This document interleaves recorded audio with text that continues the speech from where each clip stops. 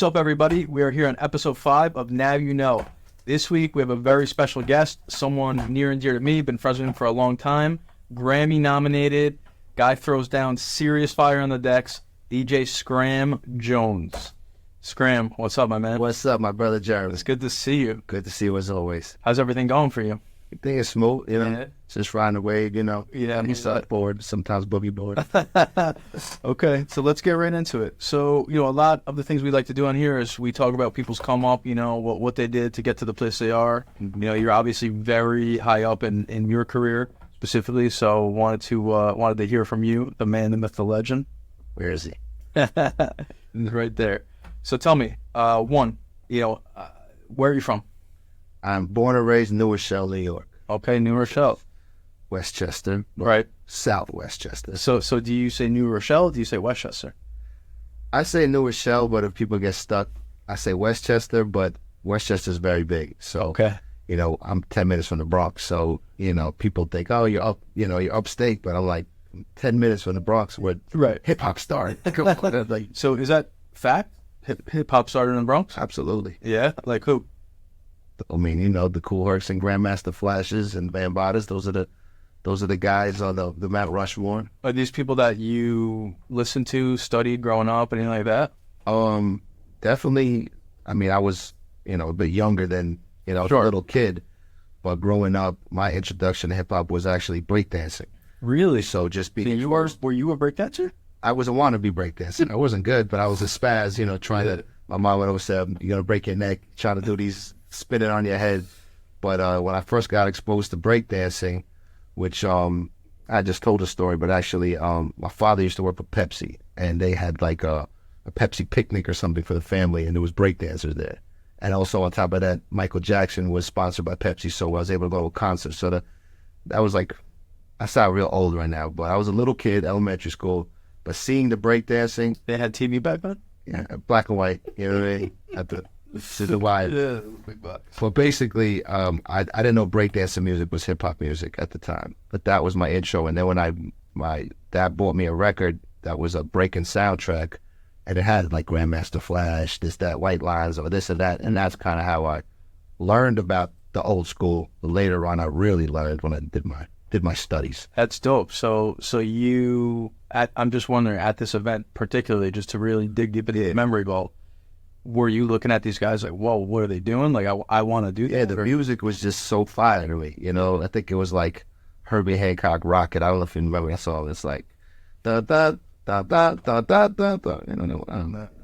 I'll listen to it. It's just stuck in my head. Yeah. But I sat there and Jam on it. Remember, Jam on? Of course. Okay. That's a great song. So they were breakdancing to that, doing the robot, doing all that. There was a big circle around them and spinning on their heads. And I was just like, wow. And then, I said, I need that. And, having nice parents at the time, for my birthday, they bought me an actual vinyl that was called Electric Breakdance, which was like a compilation. And on it, it had Jam on it, had Rocket, it had White Lines, Electric Kingdom, Planet Rock. I don't know, all these different breakdancer records. And I didn't know that was really hip-hop music at the time. I thought it was breakdancing music. Do you know what I mean? Wow, that's dope. So you would listen to that, and then would you like be in your room trying to break? Yeah, it was just be bugging that.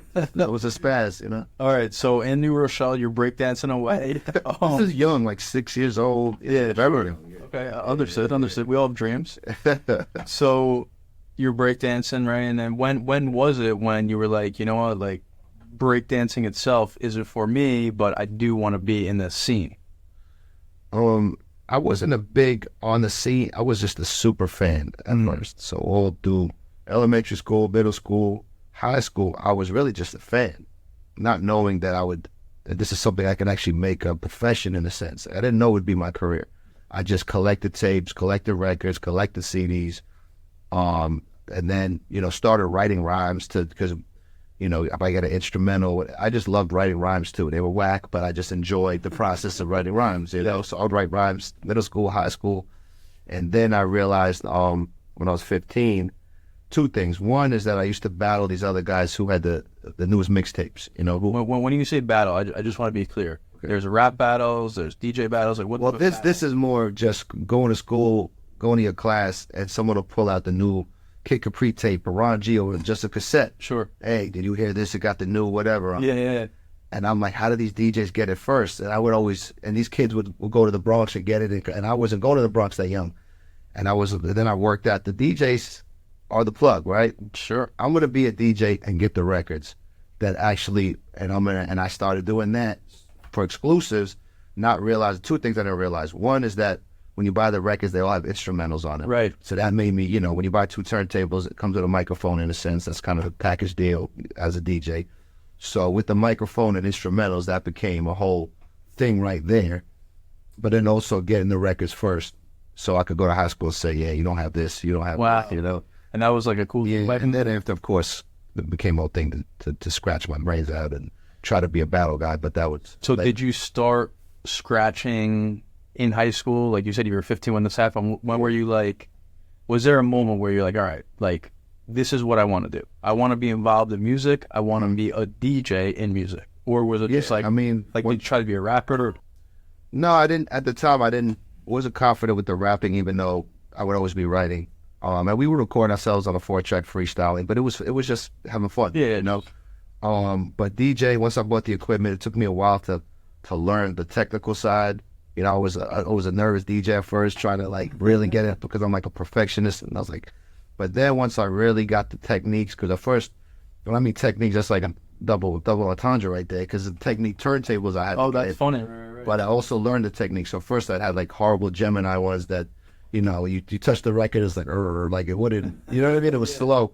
So I had to save up for these legendary Technique 1200s, which were super expensive. Mm-hmm. By the time I got them and learned really how to manipulate the record, I was addicted. So every day after school for hours, breaking sweat, like nonstop DJing, practicing my scratches, and got to a point where the whole high school knew that I was the guy with the turntables, and they would wait for me after school, all these wannabe rappers, DJs, yo, can I come to your house? Really? And it got to a point where I had to like take different exits, you know what I'm saying, to leave the high school, because it would be like people lined up, like I'd have the whole projects waiting for me. What was your high school like? Was it a diverse place? Huh? It was very diverse. Yeah, New Rochelle High School was extremely diverse.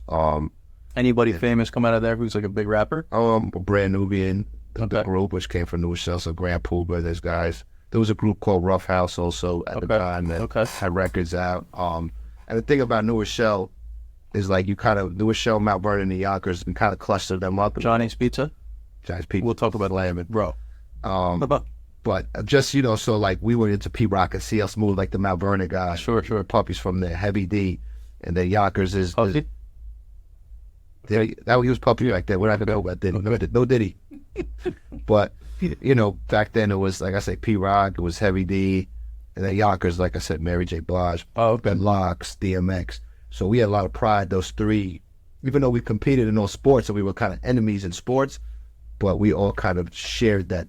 So that threesome right there, Mount Vernon, New Rochelle, to the Bronx, like that's a big music center. Absolutely. New York, really the world, right? No, absolutely. Especially for hip hop. Absolutely, yeah. So did you make connections growing up where like you still hang with them today? You produce music for them today, or was it in high school? From high school? I have a couple friends. You do have friends? Friends, frenemies, acquaintances, just fine line nowadays. But no, I do. One of my closest friends, huge songwriter, and there was an artist side to one of my high school friends, definitely still in touch with. A couple of them, not the original guys that would sit there and wait to, you know what I mean, go to the base. No, those guys, they still hit me up on Facebook. But So when you said those like the Locks, like I know you do a ton of stuff with Jadakiss now, right? But it wasn't from knowing them back then. No. So they actually were older than me. So I was just fans of that. You know what I mean? Like the names I just dropped, those guys were all older than us. But it was a pride thing. Like they're from 914, they're from New Rochelle. I went to school with their little brothers or this, that. Later on, I wound up working with them and became cool with them, which was just ironic. Yeah, it is dope. Yeah. So, all right. So now you become a DJ, right? So let's just talk about how that happened, the come up, right? So you get to be we'll call it a master DJ, right? Or whatever you want to call it. How does it become a career? Like, are you using connections to say, hey, like, let's produce this? Are people coming up to you Like, how did that first big break come where you were like, okay, now this is a professional? Right. I mean, it was definitely a process. So while I was in high school, I was doing mixtapes, just trying to get my name out. Back then, you had to have your own equipment. So if you did a party, you'd have to have 2 turntables, mixer, 2 speakers, an amp for the speakers, a table, potentially, and then crates of records.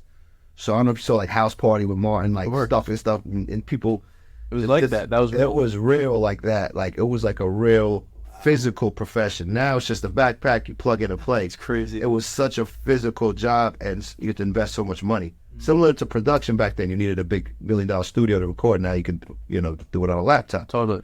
So, so I would do just, some house parties in high school. I clicked up with another older kid from the high school that was a DJ, and he kind of held my hand through a couple, the beginning stages, and we did a lot of parties together. And then later, I went to college. I went upstate to Ithaca to study music, and just started doing clubs up there. Actually, started doing college clubs. So you were doing college parties, basically. Yeah, I was doing college parties, and that's and I was doing college radio too. Always hip hop?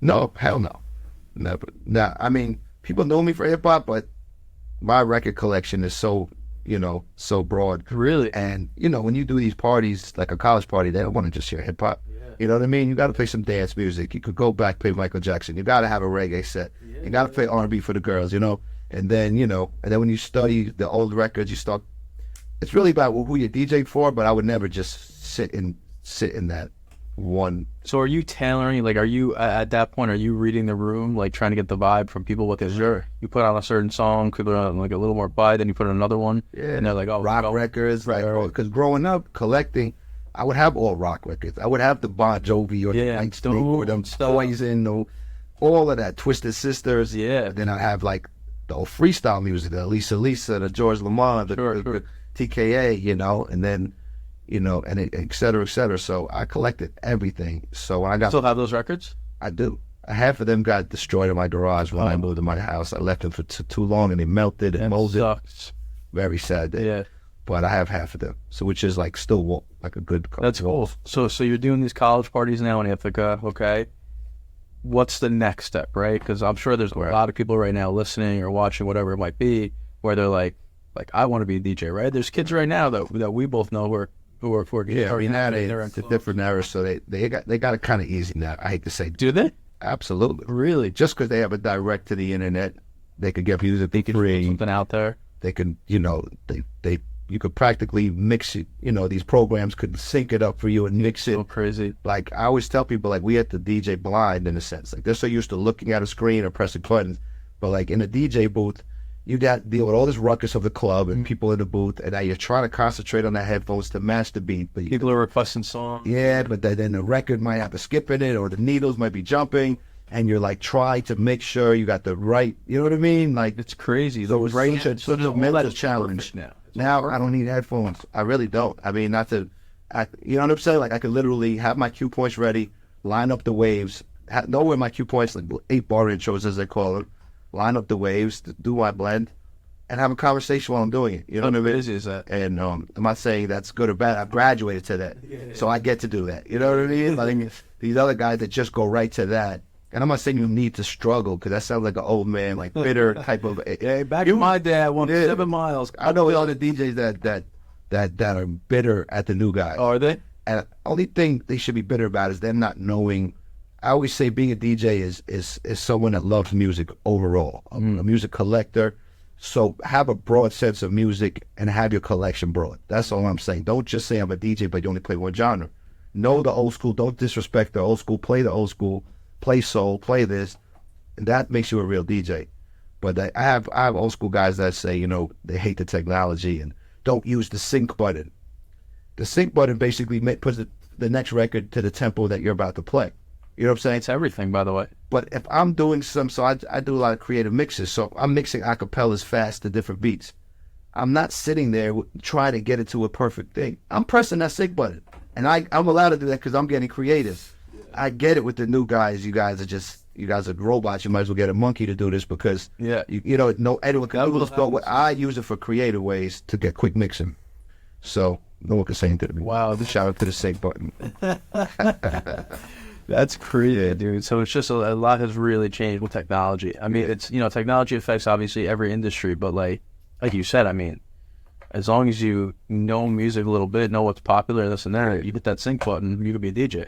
Right. Yeah. And just download other people's sets. Like, it's just there's so much accessibility online, and you could get so much free music, pre-made music.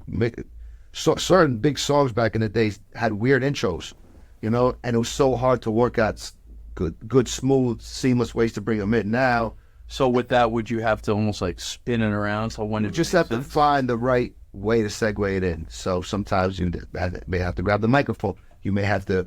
It was just a timing thing, more of a challenge. Yeah. Now, every big song, if you go to any record pool, they have 8-bar intros, which is just the beat for 8 bars, which is the time. They're giving you a perfect slot time to do your mix, and after that, the song drops in. So it's like and it's genius. I love 8-bar intros, but back then we didn't have that. Wow, that's crazy, dude. We didn't even have BPMs, we didn't know the speeds. We would create our records just off our ear. Okay, I know these records go good together, so you start making your crates. Because there were laptops, right? So I didn't know what a BPM was. Like, I just know, okay, these speeds go good together, but I didn't. You know what I'm saying? Like, you wouldn't know. Now it's like, everything could be sub to the. And are you musically inclined? Like, do you play any instruments?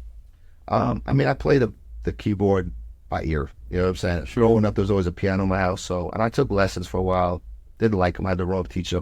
To this day, I'm mad I didn't have the right teacher because I would be insane. So they would have me playing Bach and stuff, old lady, and I was just like, this is horrible. If I had, like, my son, I have a 16-year-old, he's an amazing teacher, was a producer too, and he's so much better than me now, knows all the keys, and I'm like, damn, Is he musically inclined? Super musically inclined. So does he want to do something in music? For sure, he's already doing songwriting. Is he really? He's co-producing with me a bunch of stuff. So yeah, he's. I mean, How cool is that for you? No, it's awesome. I mean, that's what it's about, right? Yeah, I'm super proud of him. So what was your first big show? Like, do you remember specifically? You can say officially, I played X with this person performing. Whatever it is. It could have been a club in the city, whatever. Big show. I mean, I could say, when you say first, I don't know about it. Most memorable? I could say some big ones that I did that were memorable. When I did Coachella, I did that with Raekwon Ghost for the Cuba Links anniversary. That was, I think, 2012. Okay. That wasn't my first. That was far from my first. Right. That was like the first to see like 100,000 people. Or really? 50,000. Where it's just like I didn't know, like, they took us through the back. I didn't know what it looked like out there. You walk out. I walk out first. What's that feeling like? No, that was the first time I felt my stomach drop like a roller coaster. Like, in your stomach? Yeah. I said, holy shit, I got 50,000 people looking at me, and it's just me on stage, the screen showing me. It's live streamed, and they're like, Scram, warm it up before we get on. I'm like, you didn't tell me. So I was supposed to tell you. That's first crazy. So I was like, but that was amazing for them to even have me up there. They didn't need to. Oh my God. Shout out to Rain Ghost. How did you do? No, I did good. They were the 2 days. So the second day, Ghost was a little late. It was the first day. One of them, he wasn't there. But I was so programmed to do what I had to do. But I was really supposed to skip the records with Ghost. But I just went right down. So there was records that he had verses on that he wasn't there. Oh, my God. I don't know if anyone caught it. They're like, yo, you skipped that one? I'm like, bro, I'm so programmed right now. I'm under so much pressure. In it, yeah. I was like, I'm going exactly what you told me to do, because they're also very punctual with the time. Like, they'll cut anybody off for one like Coachella. So that was crazy. And then I'll give you one other, was in Africa with Rick Ross.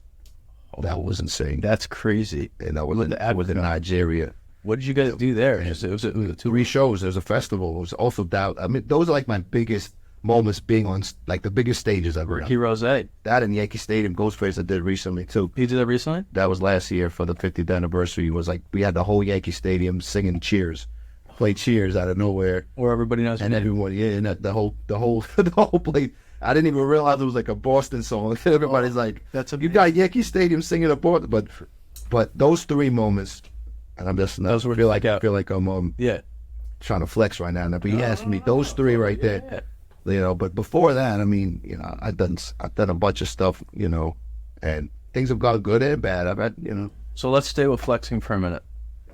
So You mentioned Rick Ross. You mentioned Wu-Tang. You mentioned a few other people, Jadakiss, Lox, etc. You work with some big talent, right? Just give me some other names of people you work with. I'm just just so people can know. I was blessed to work with Eminem, with I've heard of him. Marshall, I call him. I don't know. Mariah, I was blessed. That was Me and Mariah. It was like the stars were aligned for that one. Wow, that's dope. Who else? I mean, yeah, the Logs. Rick Ross, I haven't been on one of his albums. He's rapped on my beats before, but I haven't been on his album. But just DJ for him has been very cool. Been cool. I don't know, all the New York guys, and the Dipset to the Wu-Tang to the Logs to the. So if you had to have a Mount Rushmore, okay, for you, okay, of 4 rappers, okay, we're just gonna stick with hip hop for now. 4 rappers, Mount Rushmore, who's on there? See, this is the thing. I would give you 3 different Mount Rushmores. Fine, let's go. Because I feel like there's 3 different generations of hip hop. Like if you go to the 80s, I would say Rakim, Slick Rick, KRS-One, Cool G Rap, LL Cool J. Adidas? Wait, go. Sorry, start over. All right. So if we went to like the 80s, I would definitely say Rakim, KRS-One, Slick Rick, Cool G Rap. Maybe throw LL in there. No, there's 4. There's 4. 4. I'll take those 4. I feel like I'm forgetting someone. Oh, Big Daddy Kane. So Big Daddy Kane, Rakim, Slick Rick, KRS-One. Lottie Dottie. He's the GOAT. He's amazing. Okay. So now you go on from the 80s, go to the 90s. Now I go to the Jay-Z, the Nas, the Biggie, and Eminem. Tupac's not on there. No. Wow. Okay. No. I mean, Tupac is fine, but we were so New York. East Coast. We were so New York. I'm sorry. I wasn't bumping his albums. As a DJ, I was playing his singles. Wow. I respected his movement. I was one of the few New Yorkers because I talked to people. This is my, my childhood. We were so Biggie. We were so New York. Right. And by the way, I'm a biggest Biggie fan. I proposed to my wife with a Biggie song. Right. Yeah. So I feel you. And I was always, even growing up, I mean, we're somewhat similar ages. I was always like, fuck Tupac, I told someone last night that like there's certain New York DJs that'll play Hit 'Em Up, the 100%. Yeah. And I'm like, you can't even do it. I'm like, I will never play that record. I played it on the radio when I did a 2-hour Tupac sample mix. Yeah. Of course, I played that. It's a big record. It's like an anthem for Cali. Huge. But as a New Yorker, it's like this other Tupac records. You know what I mean? So how about 2000s? So now, fast forward to like, I know we got the J. Cole. 2000 to now. To now. It's all blending together. Gotta put Drake up there. Gotta put J. Cole up there. Gotta put Kendrick up there. I know it's generic, but they earned those, the big 3, even though, they're going at it. M? Well, I said M on the last map. Oh, Eminem was on the 90s. Yeah. Well, he's late 90s. Oh, I guess you're right. Yeah, right around there. There's some people slept on, too. Big Sean is slept on. He doesn't have really big records, but he's not. He's nice. Those 3, and I know I'm forgetting someone who's, I don't know. Okay, so let's just do this then. So now you gave me the 3 different generations, right? Right. Now I want one Mount Rushmore. This guy. I want one. Just give me your Mount one. KRS and Slick Rick got to be up there. Those 2 guys, because KRS to this day rocks the stage crazy. His songs. To this day. To this day, he Slick Rick, just because he invented swag, like he invented how to just be a slick talker, accent, his songs incredible. That was such a long time ago. Oh, I didn't even say, I said Nas. Nas, I love Nas. Well, I mean Jay-Z too, but you got 2 more. Yeah, Jay-Z, Nas, Slick Rick, KRS-One. That's not bad, right? I know I left Biggie out of it, but that's something. Jay and Nas have Biggie had 2 albums, so Jay and Nas. Wow. And then I gotta go KRS. Okay. And Slick Rick. So that's your 4. But then Eminem, Eminem gotta be in there. the Slim Shady. Now, I'm not saying his new shit isn't good. Those first 2 albums, it was going crazy. Amazing. Untouchable. You listen to the lyrics, no one that touched It's almost lyrics. scary to listen to him. Yeah, so he really is. He's definitely hit the top of the mountain with his skills. So, can I just do 5? We just made this. Let's do 5. All right, we'll let you slide to 5. So, Okay. so when we insert that, just throw a fifth. Throw Eminem up there like this. All right. So now you're a very well-established DJ. Not producer, nominated for Grammys, which is that's a pretty cool thing, right? I mean, yeah, very blessed. I wish I had the trophy there. How does? Because you actually won them, right? I mean, So both albums I was on won the Grammy. okay. But it's just like a thing that the Grammys do. They give the certificates to the producers, but they give the. So you technically have a Grammy. So on the Mariah album, she won 3 Grammys for like best R&B album, best. There was and I produced on it. So I didn't, but they gave me a certificate. Oh, yeah. That's So I was on a winning album, and then Eminem, I did the scratches to his Berserk record, his single, and that album won a Grammy. You got the certificate again? Got the certificate. You don't hang it in here like a default. I have one of them. The other one actually, I didn't. I mean, how many platinum records are you on? I don't know. A lot. Haven't counted, but Wow. I've been Man blessed. ran out of fingers. Nah, I don't want this sounds like so non-ego. But you're asking statistics right now. I mean, shout to Lloyd Banks. So he's 3 times. I was on the Biggie duets, which was dope because I got to, even though he had already passed, I did Yeah, it that's cool. at the actual studio that he was working at, and In Brooklyn? No, it was called Daddy's House. Okay. That sounds interesting. But yeah, Daddy's House. Crazy. But yeah, I was like literally in the room where Biggie. They told me this is where Biggie would record, and I made the beat there, and that sold 4 million. It was a remix album. I didn't get any royalties, so it's like Yeah. but, it was still a flex. And I don't know, a couple of those Eminem albums. Okay, cool. Yeah, a handful for sure. So now you're very well established, right? So what do you, is there more to come? Like, do you want to do more things in your career? Anything specific that you want to do? Anything, a big goal you want to accomplish?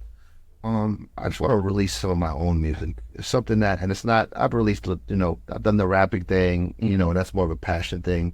I usually just throw it out, don't have a promotion run videos, and I haven't done that for a long time, but I've kind of been growing with songwriters, melodies, and sitting with artists, with just sitting on the guitar, writing songs, and like just doing a broader range of music, and I have so much of it actually in my computer, but I'm one of those guys that just hard to get it out the hard drive. You know what I mean? But that's something that I really want to do, is drop my own album, but it's going to be a very eclectic. So when you say drop your own album, just for people who don't know that, like, is that It's a Scram Joe's record. So is that what like a DJ Khaled does? Yeah, that would be like a compilation. So I guess it could be similar to that. I would put some of my vocals on it, but it would probably be, yeah, I guess you could say that. But I even want to get broader with the genres and with the Really? the music, because. So you secure the artist and you secure whoever it is, and then that's how the album comes together?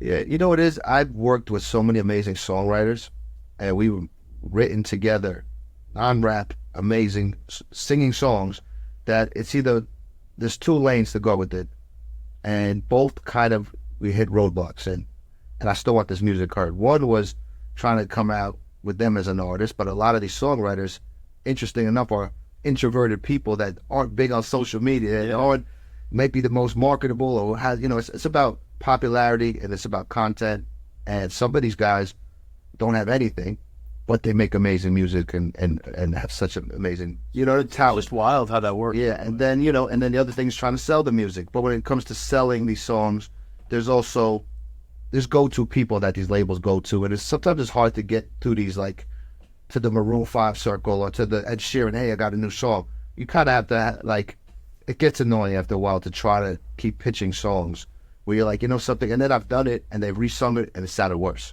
Even big names have resung records that I've written. Really? And it didn't sound as good. So these records I'd like to come out with, they've been sitting, and I've written most of them with these singers. Like, it wasn't, we sat, had the words, the melodies together, but they had the voice. And I produced it, so I kind of want to flush these out. And a plethora of, I've had, guys that sound like Sting to Trinidadian women that sound, like the Afro beats and guys are, all different sounds. You know what I mean? And I'm like, that's something I really want to do, is because then people could see how my production and ear has grown too. Yeah. So I'm not just stuck in this hip hop box. You know what I mean? You feel like you're kind of boxed into that. I think so, but I've evolved so much, but I keep it. I haven't shared that. So But you're still on Sirius XM, right? Yep. So, and that's a hip hop based show. No, that's definitely a hip hop show. So I mean, yeah, it's that's a tough thing to break out of. Right. You're known with that. But even with that show, I try to do these sample mixes where I'm playing soul music. Yeah. Whatever the artist used, I'm playing the song before it, so people get a taste of other genres. That's cool. Yeah. So, all right, if you had to say now, you have this huge career, right? Grammy nominated, potentially won. We're not sure. You know, certificates of participation, whatever we would call it. You want to release an album. Is there a certain legacy that you want to leave behind? And it can be whatever. What would you say? What is your legacy? What is my legacy? Wow, It's tough. It's deep. Because as much as people, I go back and I say, okay, I've been doing this for decades now. In my heart and soul, I feel like I haven't started. Wow. I still this is like the era where people tap out and they go, whatever, joy the fruit of their labor. I'm like, in the back of my head, I'm like, no, they haven't seen shit yet. Really? I really You're feel just that. getting started. Yes.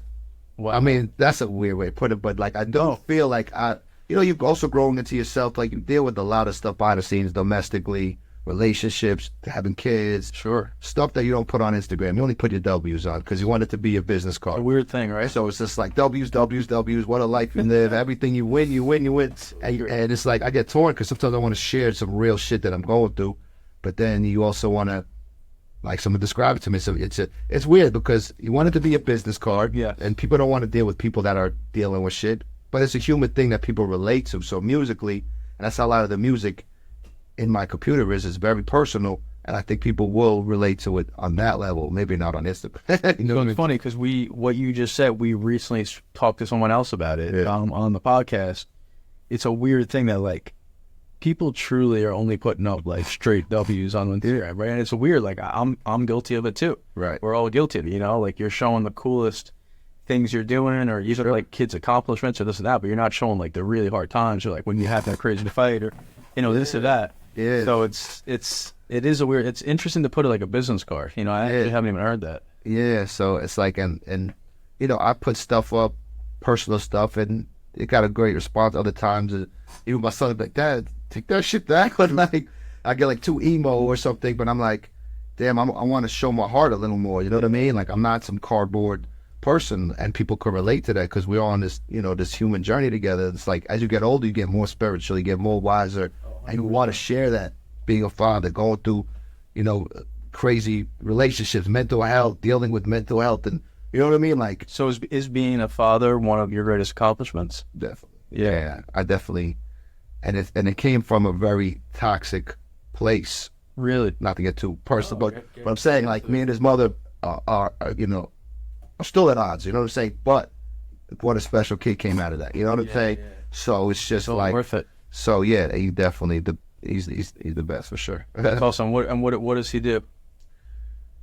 He's actually plays lacrosse right now in high school. He's a junior, but he's 11th grade. But he does songwriting, he does production. That's dope. He does filmmaking. He knows how to, since 12 years old, he knows how to use Final Cut and all that stuff. So he wants to go to school for film now. Oh, okay. So he really grew up in that era though. He's the crux of that. He could. Yes, he's like a programmer. He could learn programs as a child. He was doing YouTube things at 10 years old, and things popping on the screen. I'm like, I still don't know how to use iMovie, and he's got he's saying things and things that come on the screen. I'm like, bro, I need content. Can you help me get it? That's amazing. But so he's part of your legacy.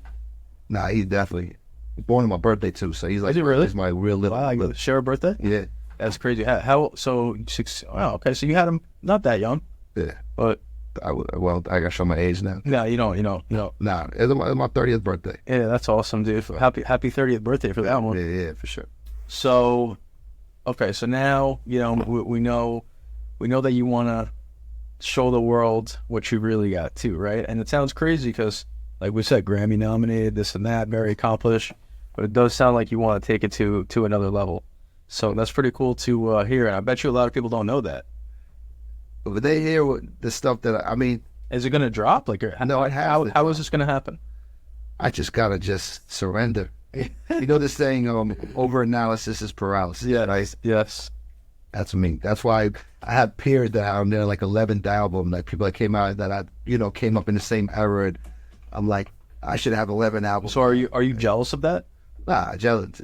My journey's different than everyone else because I've had other accomplishments that they haven't per se, and I've been on other journeys. So whether it was just riding the DJ wave, Yeah. longer than the production wave, and doing, but now it's like, it's the same thing. Like, I don't want to keep going back to like relationships, but like, it affects you differently if you live with certain people or you deal with mental illness or this, that. Like, it's a drain, especially being like an empath where you like absorb it all.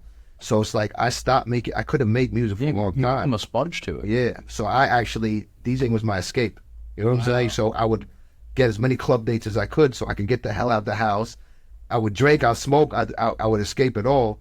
But now, full circle, that would, you know what I'm saying? Now I'm back to clarity, sober and single, and like, okay, now's the time. Single and ready to mingle.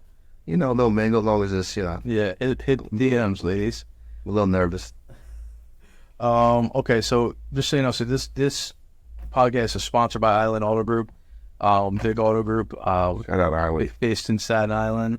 I know that we've talked about cars in the past, so we like to play a little game here. Okay, the game is called Drive Garage. What's the game called? Junkyard.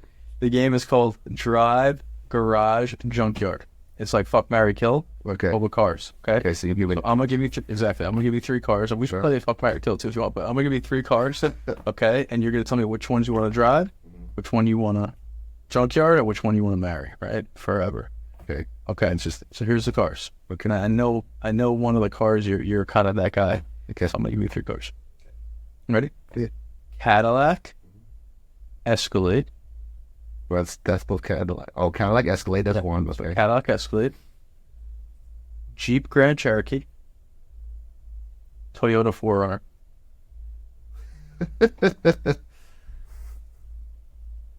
Okay. I guess. Funny because I just had it. I was just driving a Cherokee. They just gave me a loan of car. I've been driving a Cherokee for this. Not feeling it. 4Runner is classic, but I'm either gonna junk. Well, it's pretty obvious. I'm gonna junk one of those two. Why is that obvious, by the way? Do they still make 4Runners? Hell yeah. How they look? Very nice. I'll probably trust the Japanese car more than a freaking American, even though Wow. my all American people will hate me for that. Oh, yeah. But this is my experience Really? dealing with, and when I had a Ford, a Jeep, or this or that. I'm sorry, they got it covered. So you driving the 4Runner? I'm driving. Wait, and then what's the last one? Escalade. Okay, I like the Escalade the best. So what? Also American. That's true, and I had a Cadillac for a while. I remember that. That's my favorite. So what's that? Marry or wait, what was it? What was it? So if you marry it, right, that's the garage. So you keep it in the garage, you take it out for nice days. If you drive it, that's the everyday one. you're effing it. Okay. All right, the everyday one. No, I'll do the Cherokee for the everyday one. I'll switch up. I'm gonna marry the Escalade and could toss the 4Runner. 4Runner actually. Wow, all that for nothing. You were like the Japanese. You got. I know, but then I thought about it. Cherokees are nice though. They're nice. You're an all-American guy. I mean, born and raised, but don't really. What is your favorite car of all time? What is it? Well, I don't know. Nissan 300ZX. Yeah. Dude, that car was sick. Have you remember when that car dropped? My driveway, but my neighbor's trying to sell it. You have one? It doesn't run, but it's a 91. Stick shift? It is, I think, but it's got to be fixed up. I'm deciding if I should. Dude, take the plunge. That car is one of the best cars ever. I love that car. What color? Black. Okay. Well, I mean, if you don't want it, by the way, let's talk. That's crazy, though, right? Crazy. Yeah. Were you a car guy or no? As a kid, I had like Lamborghini posters on my wall and stuff like that. You know, as a kid, you want the Ferraris Yeah, and Lamborghinis. As I got older, I wanted trucks, to be honest with you. Just almost like the bigger, the better. It was cool at the time. Yeah. You know, I don't know if you remember the But this is a big one. I'm thinking of old school things from high school. The Amigo, remember that? Oh yeah. And then the Geo Tracker was kind of cool. Geo Tracker. Oh my god. Hey, what was it? What was the Amigo? Susan. It was a Amigo because it opened up in the back. Something was like. That's so crazy to think about. So those cars are like crazy throwbacks. Okay. So we've gotten to learn a lot about you. We've gotten to learn a lot about, you know, your loyalty to the Japanese cars, then your disloyalty, sticking with All American, all the things you want to do, all the things you have done. You know, very accomplished person. What's next? Like literally, what's on the docket for the next this next year? Well, definitely want to drop my own project, like I told you. So that's just for me getting the time. But I've been traveling so much, so in a couple of days I'm going to Tokyo for 2 weeks, DJ some clubs out there. That's fun, dude. So that's gonna be awesome. You gotta have some of that like legit Japanese. So yeah, when in Rome, I have to. I mean, I try my best to be plant-based and all that. I know stuff, you but do. when I'm out there, it's like I'm gonna have to surrender. Yeah, you gotta surrender. Don't judge me, my plant-based family. Then I have we'll be on tour at the beginning of June with Nems, the rapper Nems. We just worked the album. So 2 weeks in Canada, we'll be there. So that's Fuck your life. Fuck your life, you know, for the children, you know. Children. Just dropped a project with Dave East too. Oh, cool. Valentine's Day, that's all R&B stuff. So that's actually for the women. So it went from the middle fingers to the hearts. Last two I projects, like that. you know. But I got some cool records coming out with some cool artists and the production, but really want to work on my own stuff. And otherwise, just every Saturday, Shade 45, you can listen to me 6 to 8 Eastern time. Okay. Yeah, give us a shout out. You know? Scram makes there, shout you out. And I heard you got some Knicks tickets for me because you were interviewing Knicks players. Yeah, and, whatever you want. Go Knicks this year. Courtside for you. Yeah, need that. All right. You know, Amazing. Well, listen, it was really an honor to have you on. Obviously, as a friend, I think a lot of people are going to learn a lot about you. Maybe a couple of people listening who want to make this you know, producing happen a little more for you. Get stuff out there. And I'm going to keep listening, bro. I love listening to that Shade 45 for real. good look. All right. Appreciate it. Good to see you, man. Thank you, Jeff. Thank you.